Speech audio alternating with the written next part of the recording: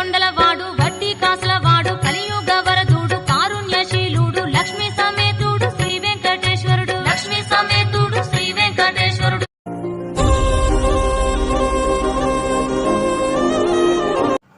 అందరికీ నమస్కారము.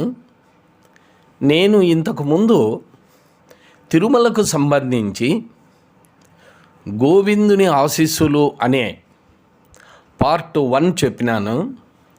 దాంట్లో ముఖ్యంగా ఈ దర్శనం విషయంలో ఎంతో వ్యయ ప్రయాసాలకు ఓర్చి ఎంతో కష్టపడి క్యూ లైన్లలో నిలుచొని అంత కష్టపడితే తప్ప ఆ మహాదేవుని దర్శనం లభించడం చాలా కష్టం. కానీ భక్తులకు కూడా ఆ విధంగా దర్శనం చేసుకుంటేనే అదొక ఆనందం. కానీ కొంతమంది ఈ విషయము తెలియక, ఈ మహిమను కనుగొనలేక, తనకున్న రికమెండేషన్ అవ్వచ్చు, తనకున్న యొక్క బలగం వలన కావచ్చు, తనకున్న పవర్ వలన కావచ్చు, సునాయాసంగా మన మామూలు ఊర్లలో ఉండే దేవాలయాలకు వెళ్ళి వచ్చే విధంగా రావల్లా అనే ఉద్దేశముతో కష్టము లేకుండా ఈ విఐపి అనే ఈ పాసుల ద్వారా మహాదేవుని దర్శనం చేసుకుంటా అంటారు. కానీ మనము ముందు చెప్పుకున్న పార్ట్ 1లో ఆ భగవంతుడే డైరెక్ట్గా మనకు ఒక సందేశం ఇస్తాడు. ఏమని? అందరి మాదిరి క్యూలో వచ్చి ఏమాత్రము పక్కదారి లేకుండా, పాసులు లేకుండా ఎవరైతే నా చెంతకు వచ్చి నా దర్శనం చేసుకుంటారో వాళ్ళకే నా కరుణ కలుగుతుంది. కానీ ఈ విఐపి పాసులంటూ సునాయాసంగా వచ్చి సునాయాసంగా దర్శనం చేసుకొని పోతే నా ప్రతిమ కనపడుతుంది, కానీ నా యొక్క కరుణ మాత్రం కలగదని నేను ఇంతకుముందు పార్ట్ 1లోనే చెప్పినాను. ఇప్పుడు నేను చెప్పే ఈ సెకండ్ పార్టులో కూడా నేను కేవలం కల్పించి ఆ భగవంతుని యొక్క కృప కలగల్లా అనే ఒక మెసేజ్ ద్వారా నేను భక్తులకు ఇవ్వాలా అనుకున్నాను. కాబట్టే దీన్ని నా ఆలోచనతో క్రియేట్ చేసి ఈ విషయం చెప్తున్నాను. ఇందులో మరలా ఒక టెంపుల్లో, అంటే తిరుమలలో ఇదే విధంగా ఆ భగవంతుని చెప్పినా కూడా కొంతమంది ఆయన యొక్క మాటలను, ఆయన యొక్క సందేశాన్ని గమనించలేదు, పాటించలేదు. ఎందుకంటే ఎంతసేపు తన యొక్క గొప్పతనం చూపించుకునేదానికి కానీ, తనకున్న డబ్బుతో కానీ సునాయాసంగా దర్శనం చేసుకొని రావాలనే ఆలోచనే అందరికీ ఉంటుంది. కానీ కష్టపడి ఆ భగవంతుణ్ణి చేరుకొని ఆయన్ని దర్శించుకొని ఆయన కృపకు పాత్రులైదాము అనే ఆలోచన పేదవారు కావచ్చు, కొంతమందికి ఉండొచ్చు. కానీ మిగిలిన విషయాలలో మాదిరిపోతే ఆ భగవంతుని కరుణ ఉండదని ఆయన ఏనాడో మనకు సందేశం ఇచ్చినాడు. దానికి కొనసాగింపుగా ఇప్పుడు 2వ పార్ట్ మీ ముందు పెడుతున్నాను. ఇది కూడా కేవలం కల్పితము. ఇది నేను క్రియేట్ చేసిన సబ్జెక్టు. ఇప్పుడు ఈ 2వ దానిలో ఏమంటే, మరలా ఇదే విధంగా విపరీతమైన రష్తో ఏ మాత్రము నిలబడేదానికి కూడా బయట కానీ, క్యూ లైన్లలో కానీ, దేవుని దగ్గర కానీ, చుట్టుపక్కల బస్టాండ్లలో కానీ, రూముల దగ్గర కానీ విపరీతమైన రద్దీ ఉన్న చోట తనకున్న పలుకుబడితో, తనకున్న డబ్బుతో ఎంతైనా ఇచ్చి, ఎంతవరకైనా పవర్ ఉపయోగించి ఆయనను రూముల విషయంలో కానీ, దర్శనం విషయంలో కానీ, అన్ని విషయాలలోనూ తన యొక్క భగవంతుని కన్నా తనే గొప్ప అనేది కాకపోయినా ఆ విధంగా ప్రవర్తించేది చాలామందికి అలవాటుగా మారింది. అదేవిధంగా అప్పుడు చెప్పినా కూడా వినకుండా ఇప్పటికి కూడా ఇదే విఐపి పాసుల పద్ధతి నడుస్తుంది. దానికి కొనసాగింపుగా మరలా ఈ విఐపి పాసులను వాడుకొని దర్శనానికి వెళ్తుంటారు.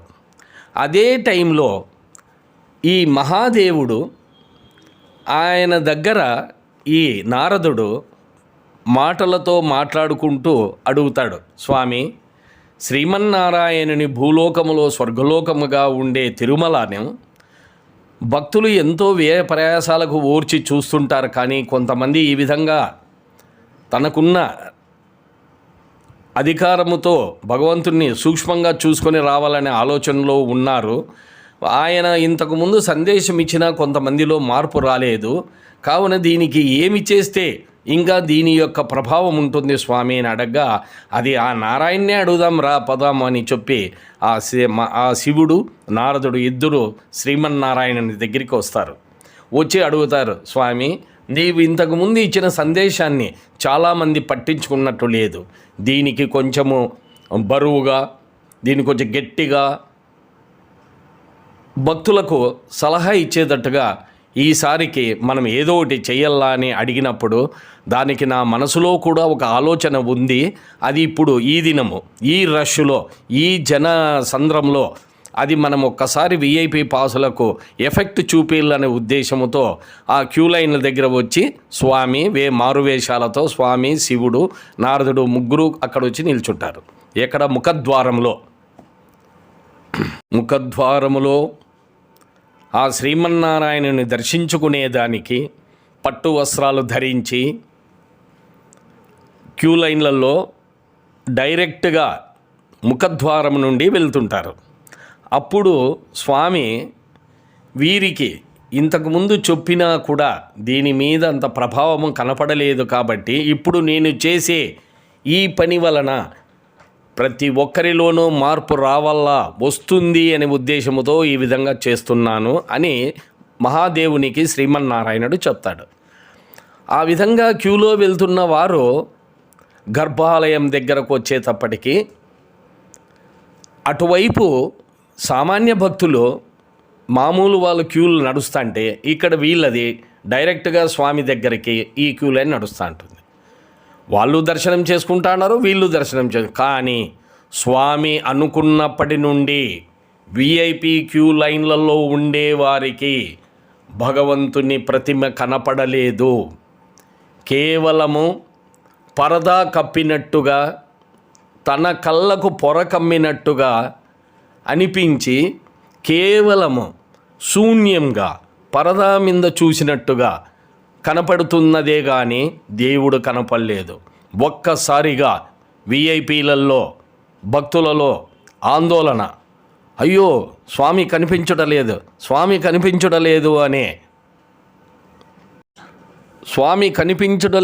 అనే అర్థనాదాలు భక్తుల నుంచి వినపడడంతో ఆలయ ధర్మకర్తలు కానీ అక్కడ ఉన్న సెక్యూరిటీ వాళ్ళు కానీ ఇదేమి స్వామి కనపడకపోవడం ఏమిటి, పక్కన క్యూ లైన్లలో వాళ్ళు చూస్తున్నారు కదా, మీరెందుకు ఇలా అంటున్నారు, ఎందుకు ఏమి జరిగింది అని అడిగితే మాకు స్వామి కనపడలేదు, మాకు పరదా మాత్రమే కనపడుతున్నది, పరదా వెనకల ఉన్న స్వామి ప్రతిమ మాకు కనపడలేదు అని వెనకల ఉన్న వాళ్ళందరూ అదే విధంగా చెప్పేదలికే ఆశ్చర్యపడే వంతు అక్కడ ధర్మకర్తల విషయంలో కానీ పక్కన సామాన్య భక్తుల్లో కానీ కనపడుతుంది. కానీ ఇది ఆశ్చర్యము, ఆ భగవంతుని మహిమనే అనుకోవాల్సిందనే ఉద్దేశంతో వాళ్ళందరూ చూస్తారు. కానీ సామాన్య భక్తులకు దేవుడు కనపడుతున్నాడు, వీళ్ళకి మాత్రం కనపడలేదు.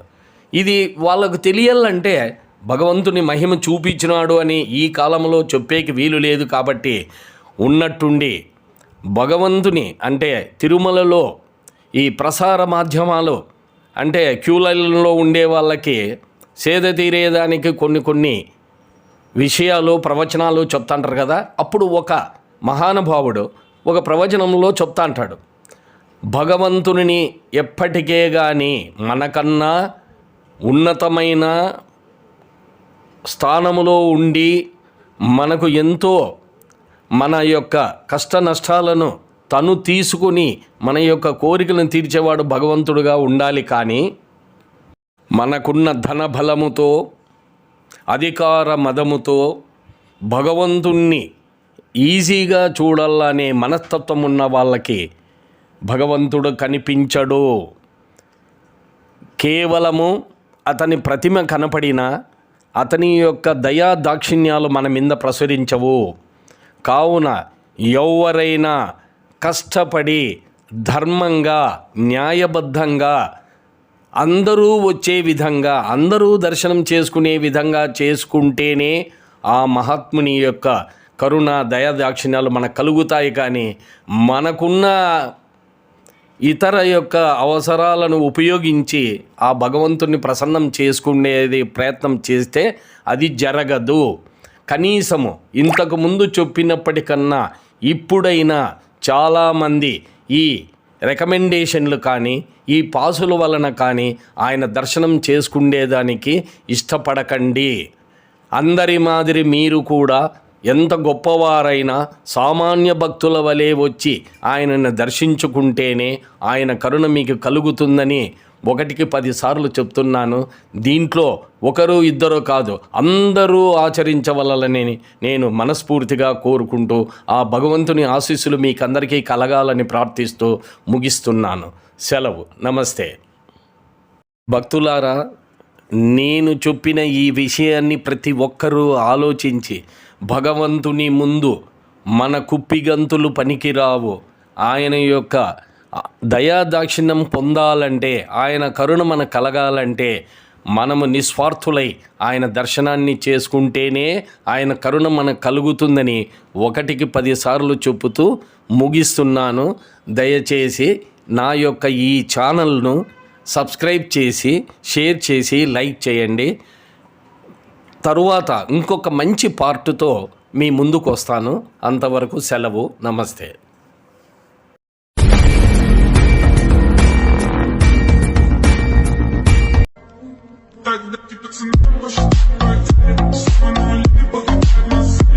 హై గాయస్, చూసారు కదా గోవింద ఆశీస్సులు పార్ట్ 2.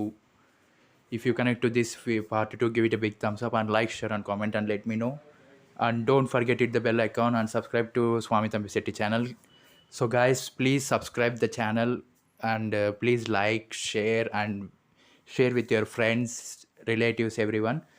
So ఈ వీడియో అందరికీ చేరేటట్టు మీరే చూడాలి. సో మీ సపోర్ట్ అందరికీ మీ సపోర్ట్ కావాలి. అప్పుడే మేము ఇంకా కొత్త వీడియోస్, కొత్త స్క్రిప్ట్స్, కొత్త స్టోరీస్ మేము ముందుకు తీసుకొస్తాం మిమ్మల్ని ఎంటర్టైన్ చేయడానికి. So please do like, share, subscribe. అందరూ వీడియో చూస్తున్నారు కానీ ఎవరు సబ్స్క్రైబ్ చేసుకోవడం లేదు. సో ప్లీజ్ వీడియో ఓపెన్ చేయగానే సబ్స్క్రైబ్ చేయండి. బెల్ ఐకాన్ని ఆన్లో పెట్టుకోండి. అప్పుడు మేము చేసిన వీడియో మీకు డైరెక్ట్గా నోటిఫికేషన్ వచ్చేస్తుంది. సో గైస్, ఇప్పటి నుంచి ఈ స్వామి తంబిశెట్టి ఛానల్లో వెంటనే వీడియోస్ రిలీజ్ అవుతాయి. Stay tune. So this is Karthik signing off. Thank you, take care and జై హింద్.